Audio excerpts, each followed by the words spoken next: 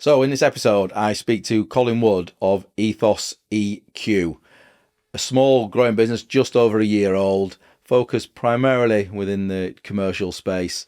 And we talk a lot about the difference between being in a corporate organisation versus a small organisation. We talk a lot about brand, which I think is really important. They've got quite a unique brand in the market. And just generally we talk about the evolution of the QS profession and where it's going. I think you'll get a lot out of this one. I enjoyed my chat with Colin.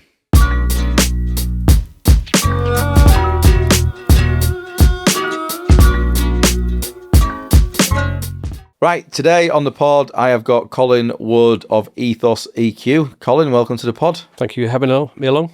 Absolute pleasure. Now, first of all, EthosEQ, just explain the name.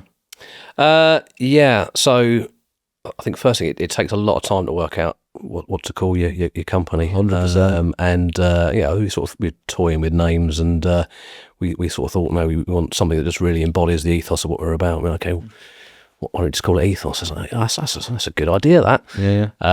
But then, you Google it and you try and find it on Companies House, and there's a million different companies called Ethos. It's like, okay, well, you try. This is the problem with the names that would work really well. Surprise, you're not the first one to think of it as a name. Yeah. So like the EQ thing really comes from, I guess it's twofold. There's sort of a musical angle, which if people know me that know I'm into that. So EQ is about equalization and bringing harmony and balance and things like that, which is what we see ourselves in the industry. And also there's sort of an emotional intelligence angle there, and I think there's so much emphasis on AI and tech and how it's going to change things, and it will, but actually I think it allows people to do more of the human stuff. So I think emotional intelligence and human skills become even more important as the sort of AI starts to take over some of the more routine tasks. Yeah, good. And so is the business under a year old now? Is it just over a year? Just over. Yeah. So we sort of launched it January last year. When I started, then obviously Damien joined in May as co-owner of the business as well. So sort of a few months behind me, and then we're away. So it's still sort of got that new car smell to it a bit. Well, they're sort of getting into our second year now, and it's Yeah. So what you were 47 when you set the company up then? 46. Paul. Yeah.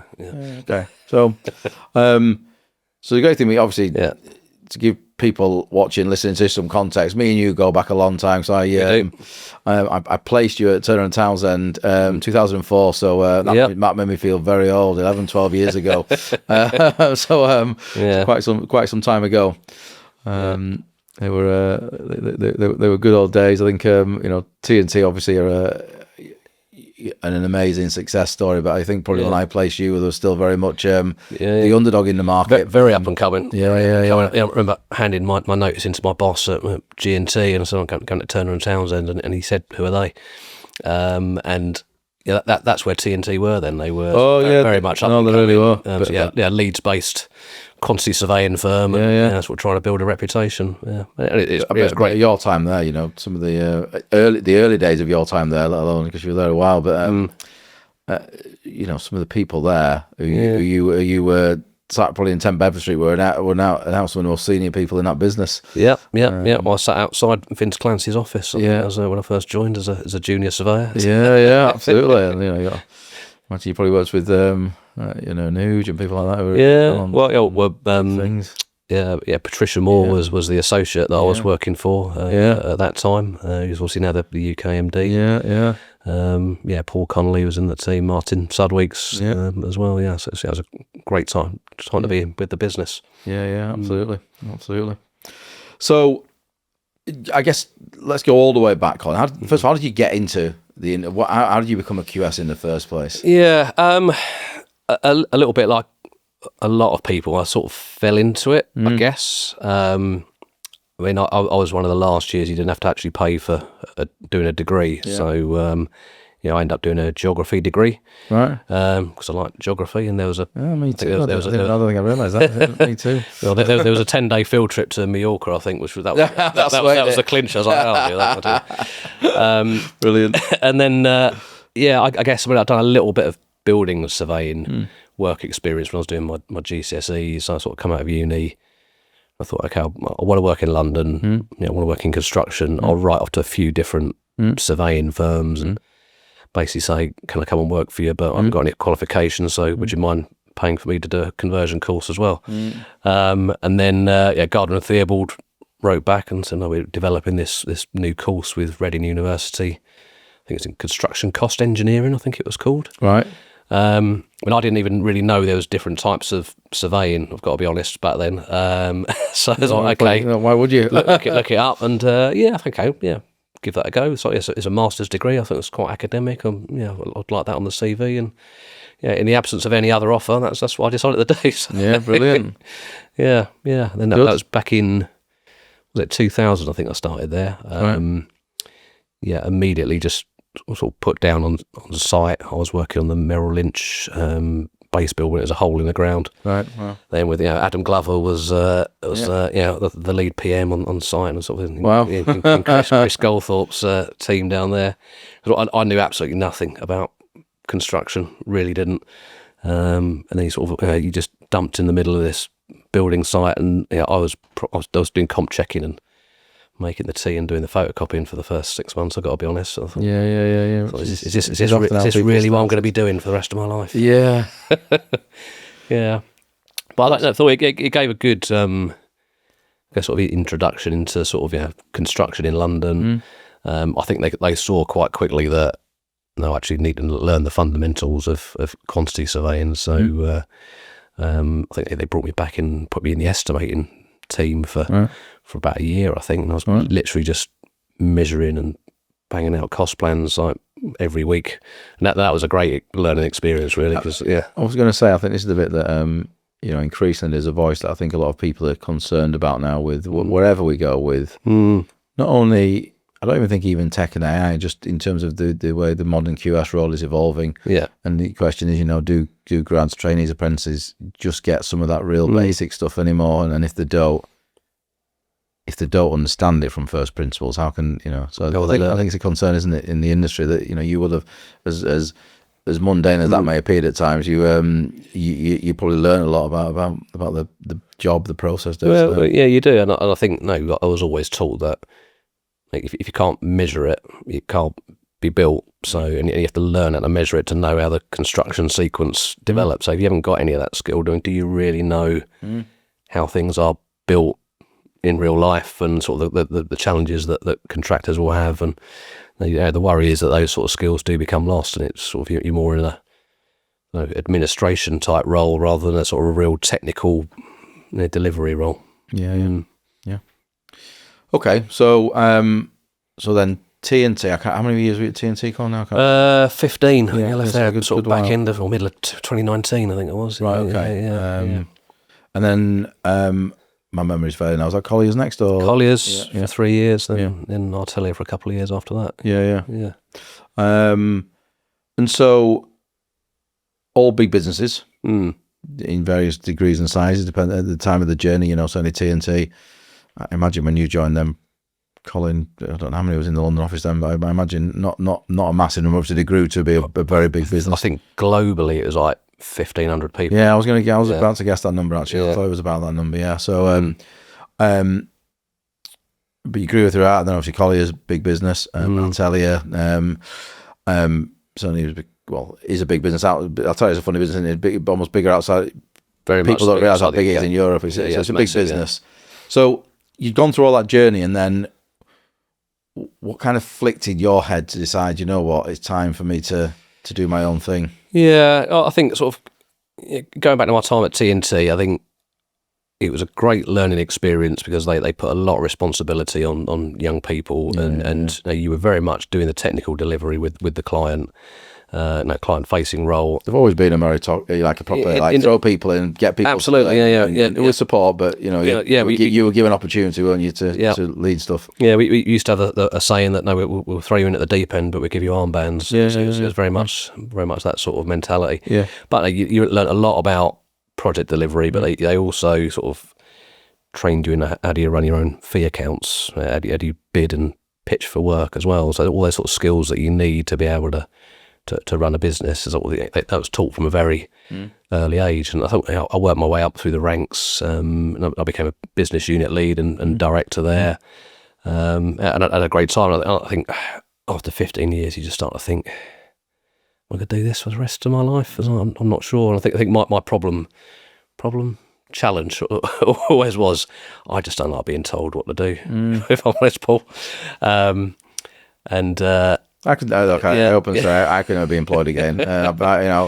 I opened my first business at 24, and I will never be employed again. I'm pretty sure about that. Well, exactly. Yeah. And I think reality is sort of a middle management role in a big corporate.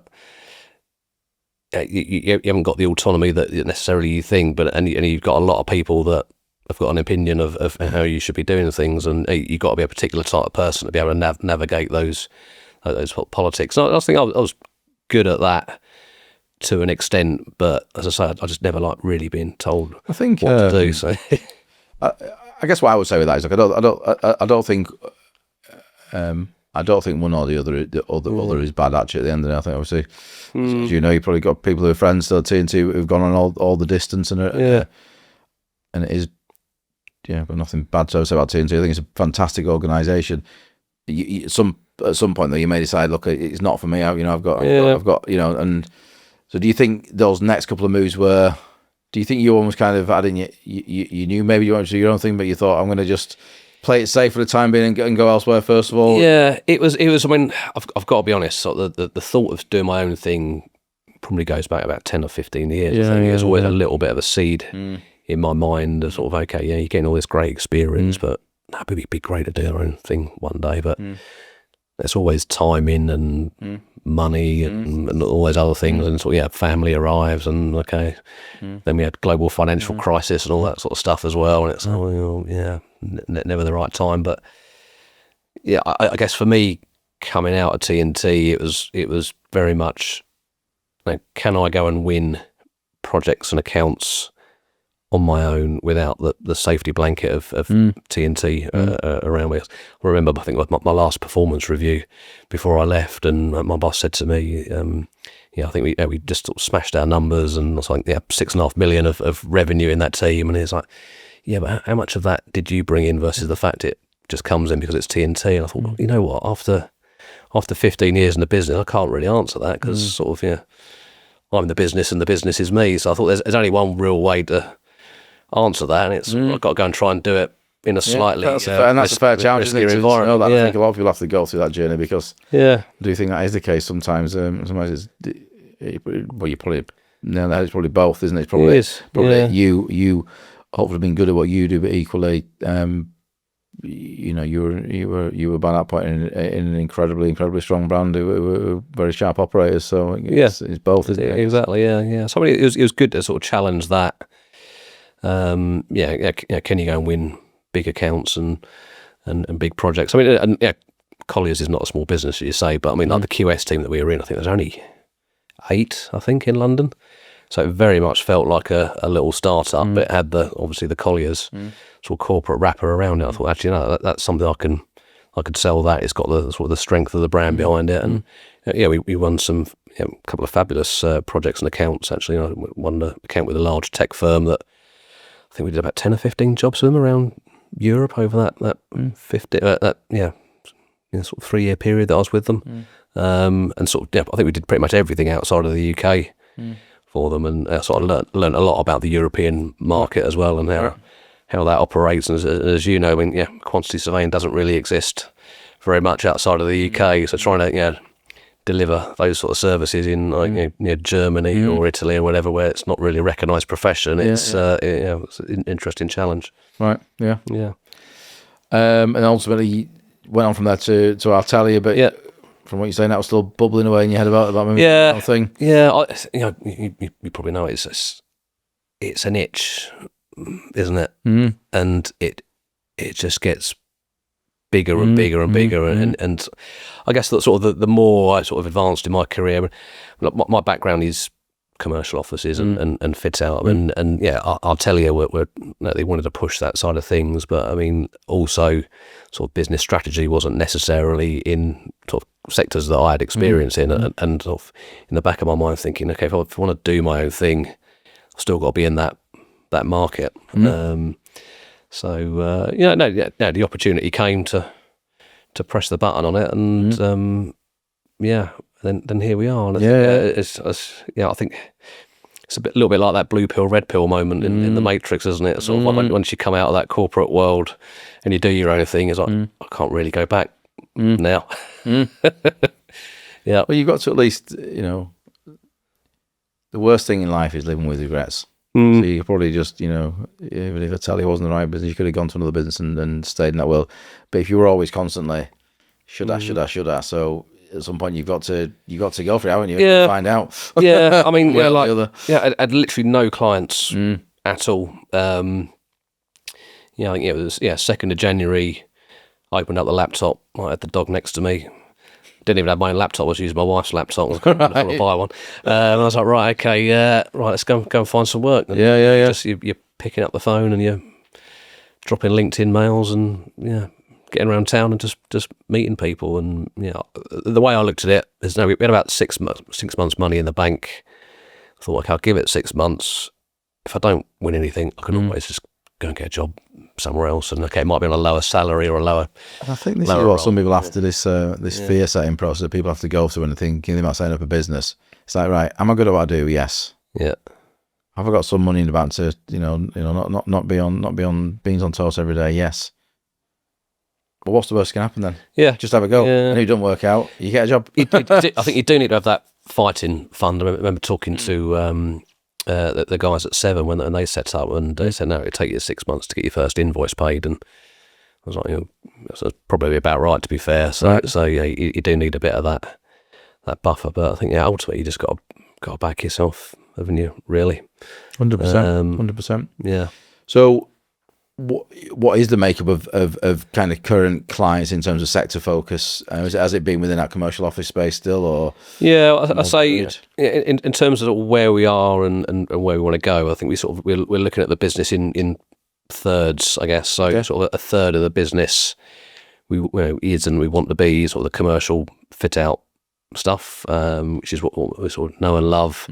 A third as like asset managers and landlords and asset repositioning and that sort of thing, and then a third of we're called CMOs, or commercial management, because that's a lot of what Damien's background is. He's sort of bolting into PMOs to provide a commercial function, and I think from that perspective we are fairly unique, I would say, because we can operate at that sort of multi-territory account sort of level where we're looking after multiple projects across EMEA and US and whatever, but also being able to do the sort of the technical QS delivery as well in the UK. So. Yeah.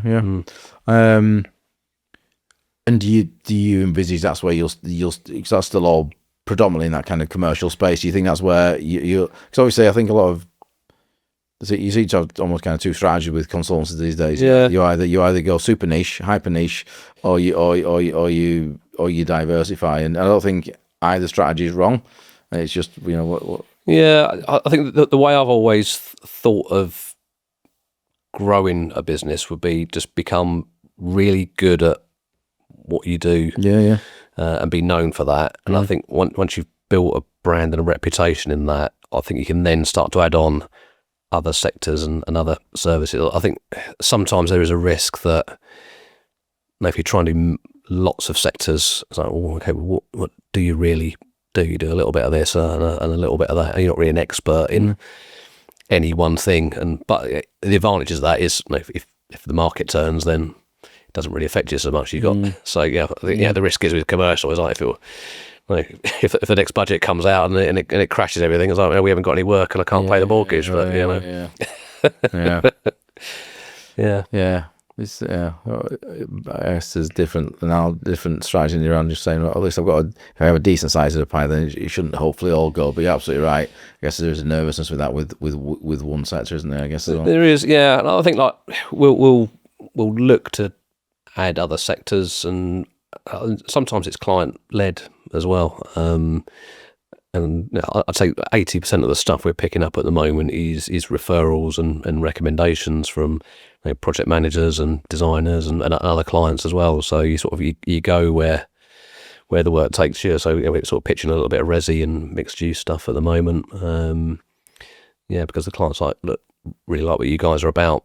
You proper quantity surveyors. You know how to do the job properly, and we get you guys on the job. It's It's quite, I think it's quite an attraction, certainly for sort of smaller clients and developers and asset managers, where now you're dealing directly with the owners of the business, and you get a lot more influence there. So I think the conversation is often, particularly if working with larger corporate clients, it's like, consider perhaps small business as a little bit of a risk. It's like, you've not been going that long. Are you still going to be around? It's like, well, I'm not leaving my own business, and I'm not going to get fired, I don't think. So the only risk is you haven't got the work, and if you give me the project, I've got the work. So yeah, absolutely. Yeah. So business is 3 of you now, is that right? 3 full-time, and then we've got 3 other sort of part-time people that sort of help us with the peaks and troughs. And pleased with where we are, I think, sort of first year. Good. So what's your vision for the coming years for the business? We think we should be doubling in size every year for the next sort of 3, 4, 5 years. I think that's not unrealistic, but equally, we're not into growth for growth's sake. I mean, we want to grow something that we want to work in, and I think the challenge is when you grow really, really quickly, it might not be as enjoyable as you think, really, because it is.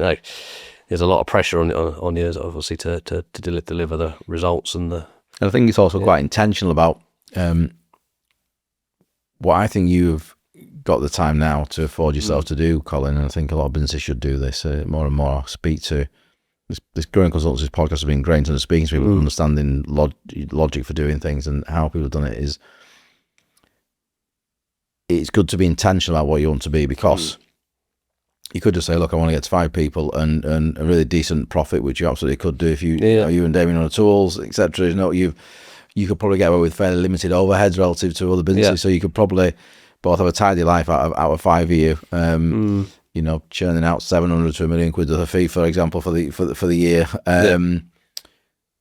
Or you could say, no, actually, look, we see ourselves as a 20, 30 person business, and that's then almost making some of the decisions now to get you to be to that size business. Yeah, we did spend a lot of time planning what we wanted to do and how we wanted to operate, because I think it's starting something on your own. It's great. It's like you got the vision, it's in your head, but when as soon as you sort of bring in an equal business partner, you've got to be 100% aligned on direction of travel. And I've sort of obviously been around the industry for a while, and you do hear stories of like founders that have just fallen out over the years because they've got different views on where we should be going. So we spent a lot of time looking at our values. I think like Damien and I have very, very different personalities, but our values, so we sort of mapped out the things that individually that we thought were important, and we sort of come together, and they're pretty much exactly the same.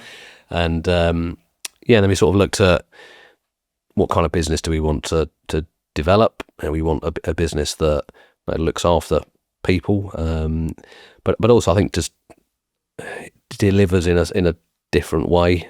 I think as a QS, your job is to know what the price of a project is. Know what is the build cost.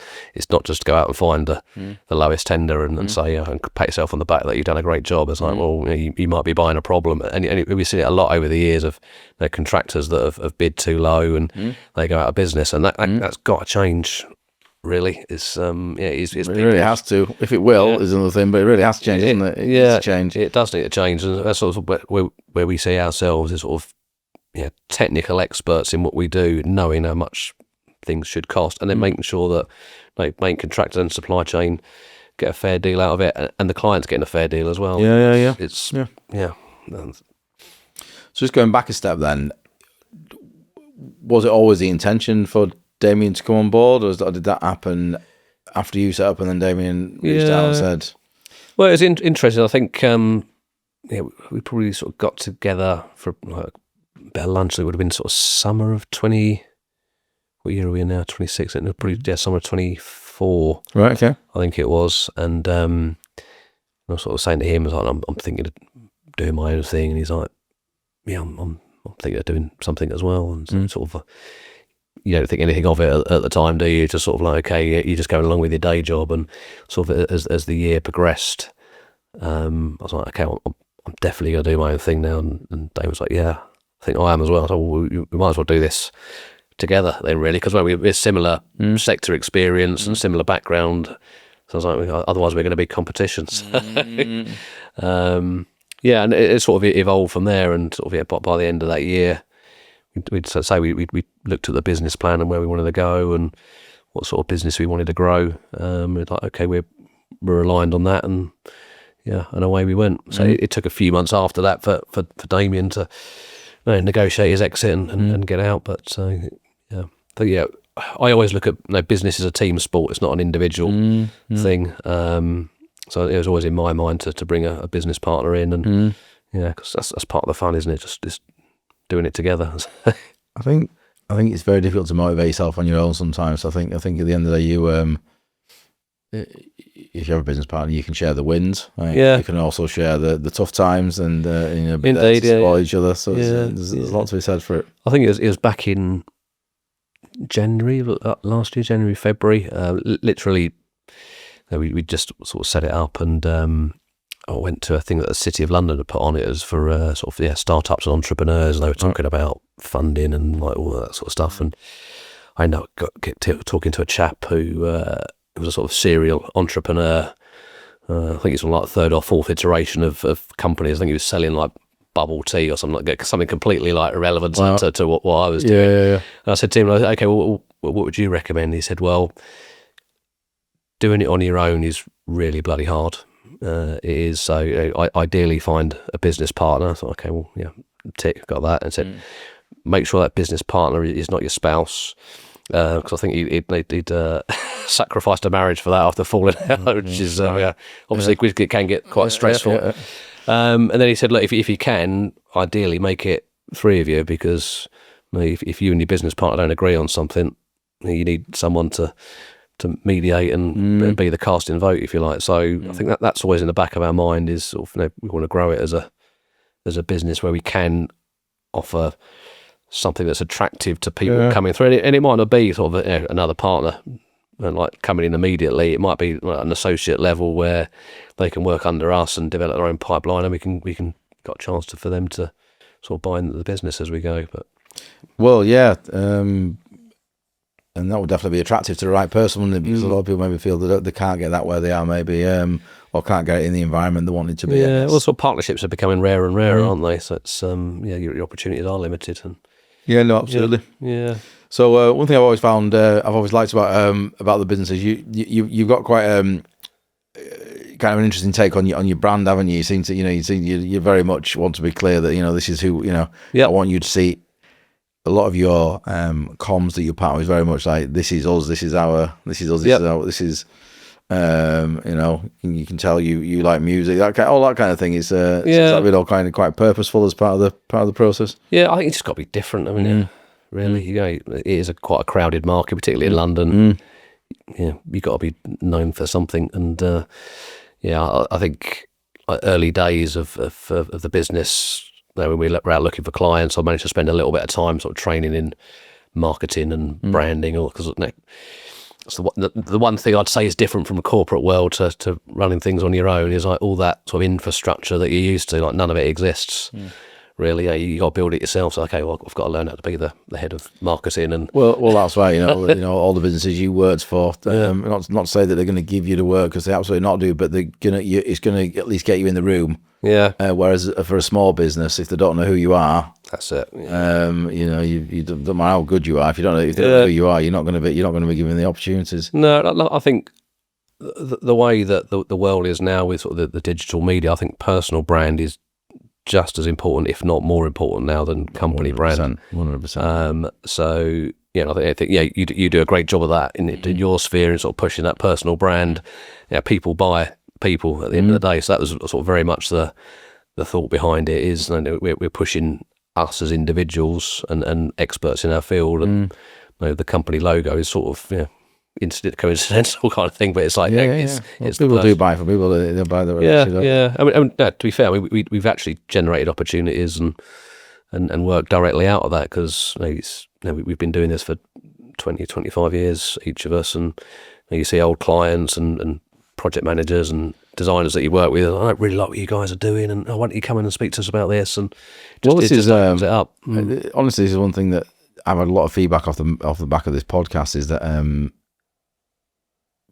that generally a lot of people who've been on it comment that they've secured work off the back of it, because it's not often even. A lot of it is just that you do meet so many people in your career, but sometimes you have a habit. Just because everyone gets busy, you can't keep in touch with everybody. You can't keep in touch with absolutely everybody. And so sometimes doing something like this, where suddenly people see you. Oh, okay, I've been watching Growing Consultancy. Oh, bloody hell, completely forgot about you, Colin. Can we have a coffee now? Because that does happen, doesn't it? It does. You can't possibly keep in touch with everybody. It's impossible to do. So sometimes. That's why brand and marketing is important, because suddenly it's like, doesn't realize you set up on your own, Colin. Yeah, let's have a coffee. Exactly that. Yeah. You did a great job for me 10 years ago, as an example. So it's like, but if you're not putting any of that out there, how can people know? Because I've also found that there's not a lot of companies out there that are putting out technical content. What LinkedIn's like. It's a lot of it is sort of look at me kind of stuff, and it's. Yeah, okay, you got some great case studies and that sort of thing, but like in terms of like technical stuff to like talk about a problem and how it's been solved, there's not a lot of stuff out there. So we sort of had the idea that if we have like a regular kind of newsletter where we would basically just sort of talking about stuff that we've done in our career, like thinking about, okay, I had that problem on that project, and this is how we solved it, and this is what we've learned on the back of it. It's There's a saying from a guy called Gary Vaynerchuk, who's like probably the godfather of all this really about social media, and he's like his catchline always is document, don't create. Just document what you've done, because people want to know what you've done. No, exactly. Yeah.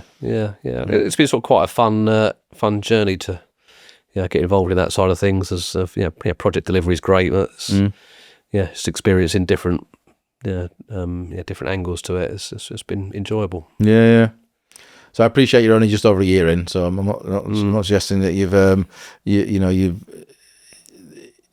got that much anecdotal stuff. But is there anything you'd say should have done that differently, and any mistakes you made at this stage? As I do appreciate you in, so that it might not be a great question to ask, but I mean, there's a lot of trial and error. Yeah, really, there is. And you just got to learn what works and what doesn't work, really. But I mean, that's the beauty of being in a small business. Like, we're not investing hundreds of thousands of pounds in something. It's like, okay, we tried that, didn't work. Do it slightly differently. Again, we've got to think about that with our recruitment and hiring strategy.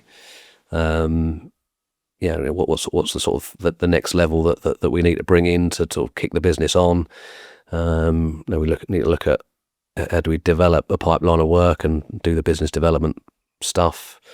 Then how do we run the business as well? And Damien and I always have keep telling each other, we need to spend as much time working on the business as in the business, and it is freeing up the time to work on the business is really important. Because otherwise, they sort of 2-3 years goes by, and you just realise, actually all I've been doing is doing a senior QS role, really, because I've just been full time on projects. I've not been running a business. I've talked to people about this all the time. Is the intention with all this? Because absolutely, you get into it.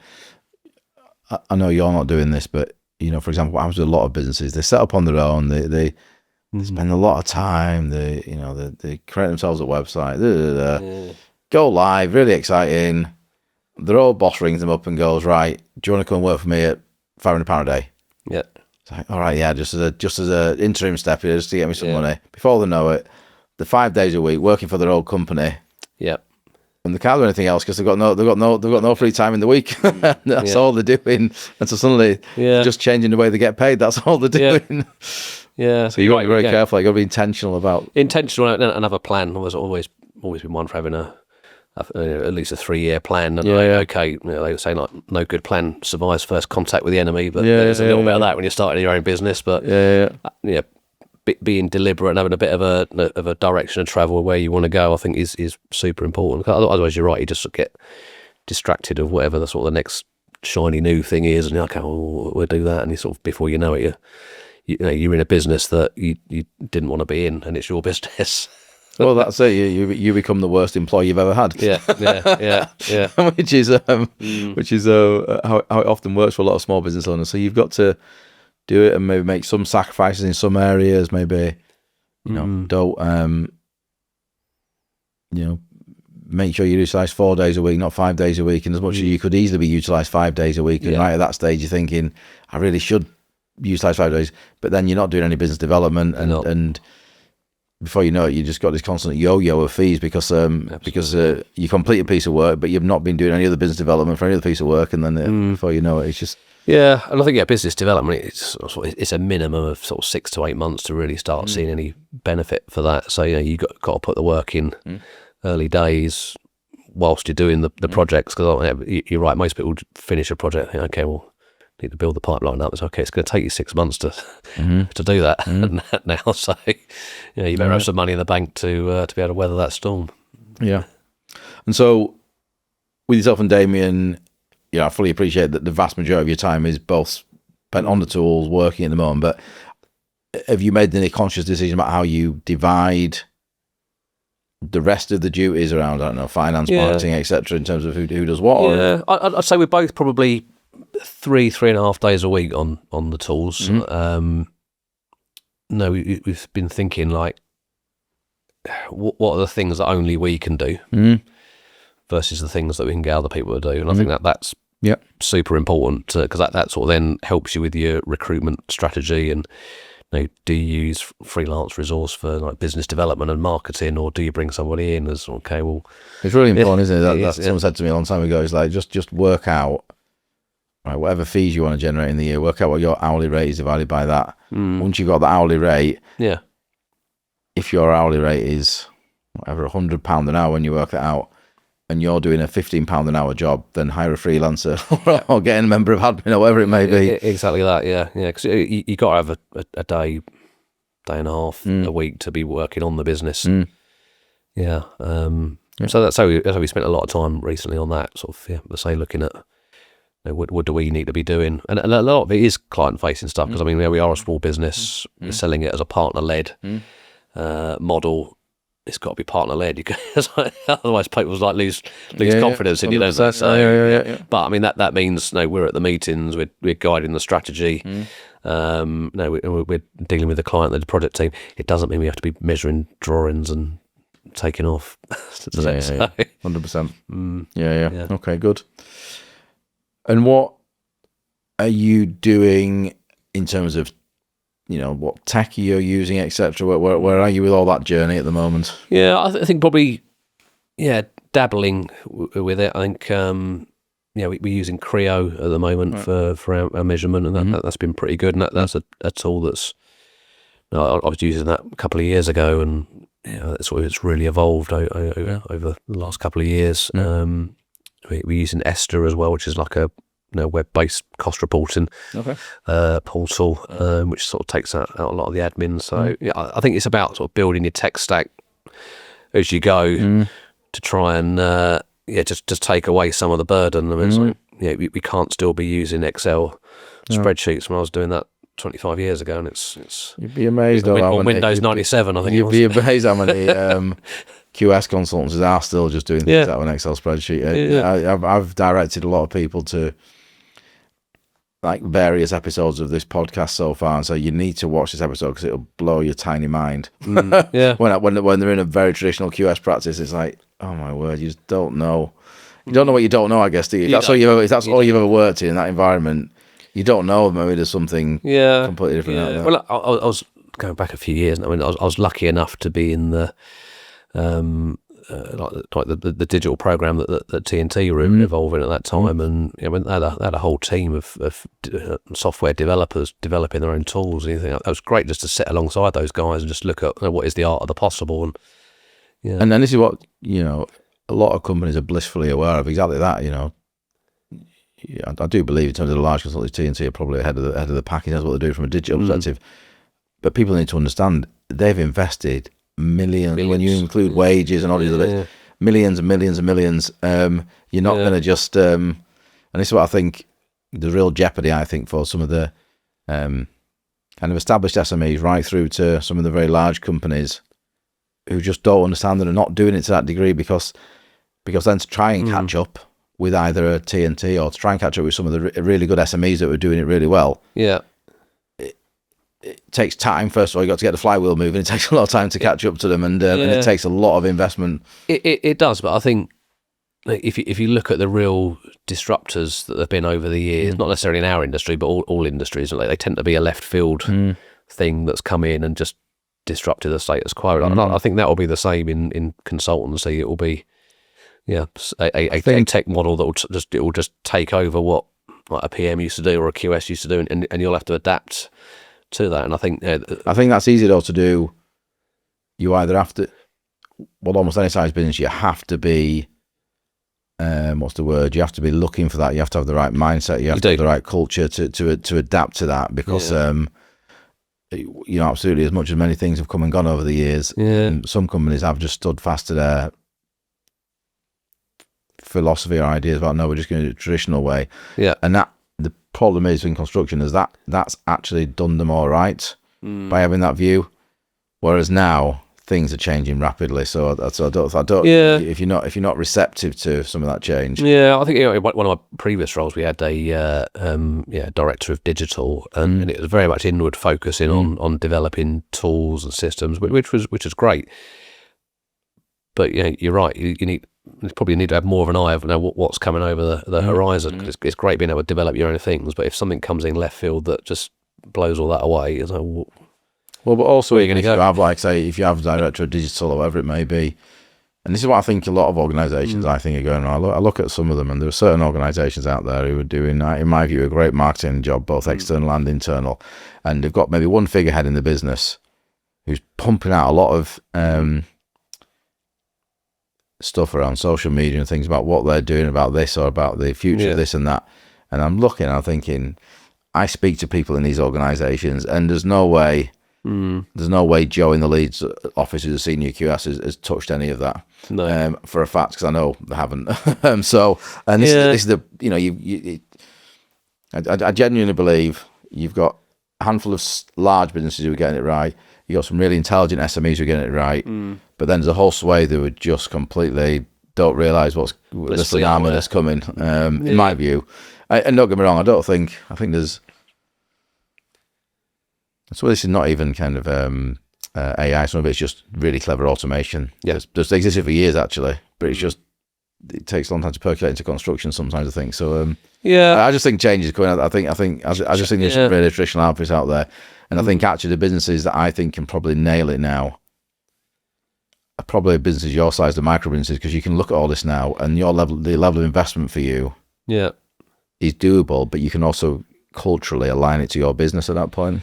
And also train people as well. I mean, it's great being able to develop your own tools and plug things in, but if you're a business of several hundred, several thousand people, and you've got to try and train everyone in that, I mean, that is a massive burden. And by the time you've actually trained, it will probably take you 2 years to train everyone. By the time you've done that, another product will be on the market that will be something different. And I think you look at this is it.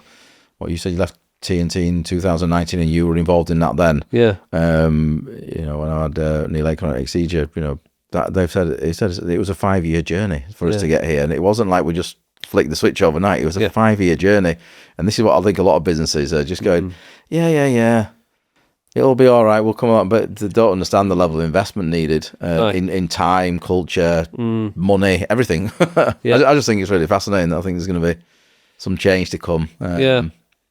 Pace of it, we'll see. Well, what a great time to be in a consultancy. Well, I do believe it is. I think if you're intelligent now, and don't get me wrong, I think still, also doing the basics right. One of the people I had on today as well, Colin, is all he was talking very much about just what's our model: hire great people, do a great job for the client, be very customer facing. that's still a brilliant model. If you then add to that some yeah. really clever use of tech and stuff to enable your people to be even better, then that's going to be like rocket fuel. I think now. Yeah, well, I think sort of businesses like ours as well. Would say you can be agile, and I think you can do a lot more with a lot less as well. It's like back in the day, like to work on any sort of reasonable sized project, you needed an army of graduates there, like measuring and counting doors and desks and whatever. So well, AI can do that in like 5 minutes. So yeah, you can work on larger projects and still be able to cover all the bases. So again, I think it's an advantage for smaller businesses that to say you can compete at that level on larger projects and still have the horsepower to be able to do it. Well, certainly some tools that I think are enabling it to be quicker, even just like you're saying, compared to when you first started, even just the digital takeoff software that's available now, the speed at which you can move compared to, when you first started starting G&T, measuring and estimating. Didn't pay for me and scale route. Yeah. But still, the problem with the industry is that still, if I'm like, oh shit, I can't think what I'm going to post on LinkedIn today, I'll post something about scale rules, and it still creates there's a lot of people who are angry with me when I suggest that they don't need the scale rule anymore, and they get angry about it, and it's like, it's great for blowing up my algorithm, but still, there's still a lot of people like that who are still saying that's it. Yeah, that's what I need. I don't know. I just think, like anything, I think there's extreme opinions about everything like AI, etc., and then there's people who don't think it will, make much difference. I think they're definitely Luddites and they're going to get a shock, but equally, probably what happened as quick as we expect, there'll probably be somewhere in the middle in terms of where it will happen and what adoption will be. Yes. Yeah. But say, it's either you got to adapt to it, or your business model is not relevant anymore, is it? So I guess, touching on what you were saying to begin with about the business, Colin, and obviously the fact that you've now been doing this, good 26, 27 years. How do you see the QS role? How has it evolved, both from when you started to where it is now? But where do you think it's going now? What will your job as a QS? How has it evolved, and how will it evolve going forward? Yeah, and I think that's probably a little bit sort of coming back to the EQ sort of part of the business. I think it used to be like if you Googled professions most likely to be replaced by AI, and like quantity surveying was fairly high up on that list. But I think the more time has gone on, I think ultimately you're still dealing with a human client and a human builder and human designers, and actually your role as the QS is, you got to know what the price of a job is and be able to articulate that. But actually, a lot of construction is about just negotiating and managing sort of different egos and agendas and things like that. So like dealing with final accounts and things like that. You're negotiating with people that, and money is quite an emotive thing, because people's bonuses are attached to it, and their KPIs and all these sort of things are sort of irrelevant to what goes on in the contract. But you got to be able to understand those sort of different motivations for people to be able to do your job. And ultimately, if you come out of it and everyone feels like they've got something out of it, that's probably the right result. So it's those projects, we get to the end and someone's feeling really disgruntled, I think that's never a great experience, I don't think. Whether we fix that in the industry, I don't know. We need to. It'd be good if we didn't. It'd be good if everyone did come out happy and everyone's made good money and everyone's happy with their lot in life. But I say that's got to be the role of the QS. Really, it's like, what is a fair price for that job, and you got to know that. Really, but sometimes that requires you to be robust, doesn't it?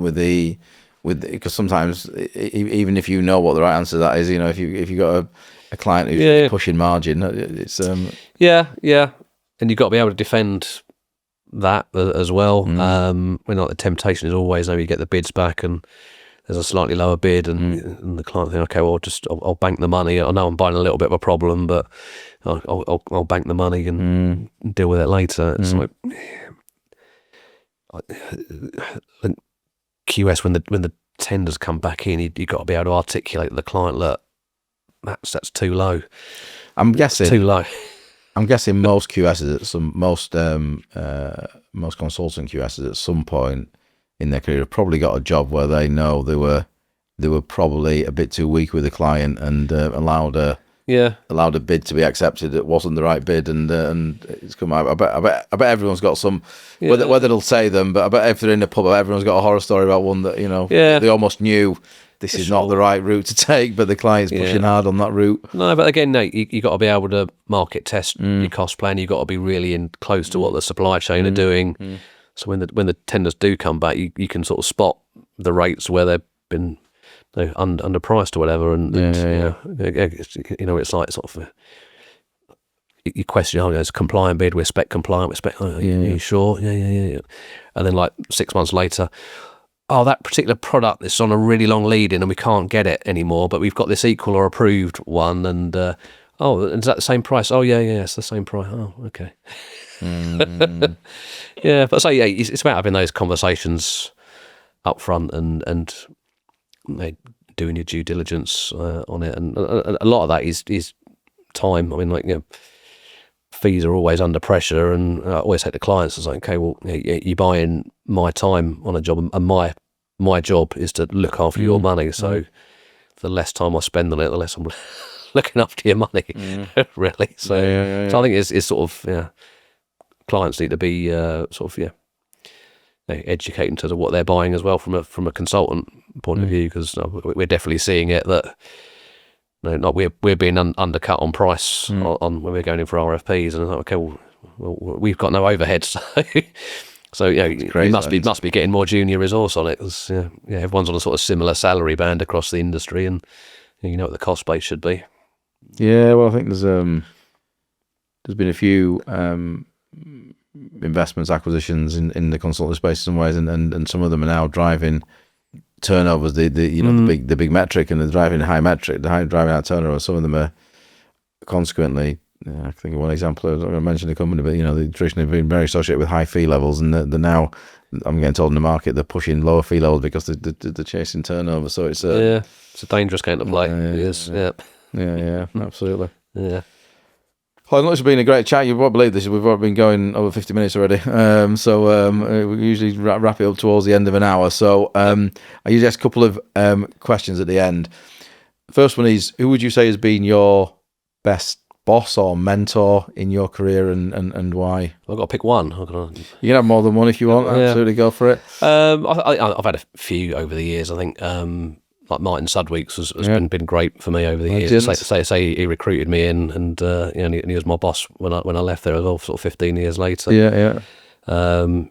Steve Walker was great to work for, and he's retired now, and so he's definitely been a bit of a career mentor for me.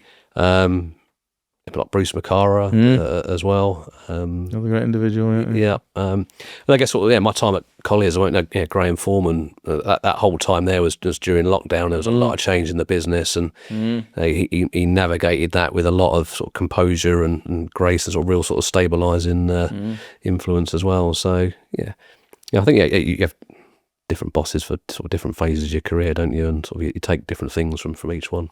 Yeah, 100%. And then lastly, is there a particular book that you would recommend others reading? If you're a small business owner. The Jim Collins ones are good to great. Good to great. And I think that's sort of definitely sort of foundational.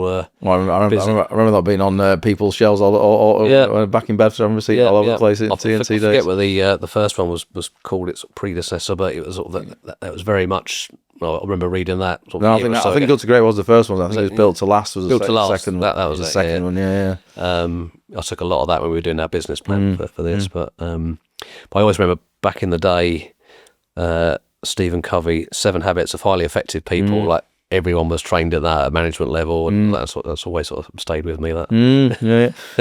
I was saying to somebody the other day that some of the classics are some of the classics at the end there, because as much as maybe there might be a discussion on a couple of bits in there that maybe are dated, the point is that these are principles out there that don't die really. Colin, thank you for your time today. I really appreciate you being on. I hope EthosEQ continues to be very successful and continues to grow. Great. Thanks, Paul. Thanks for having me on. No worries.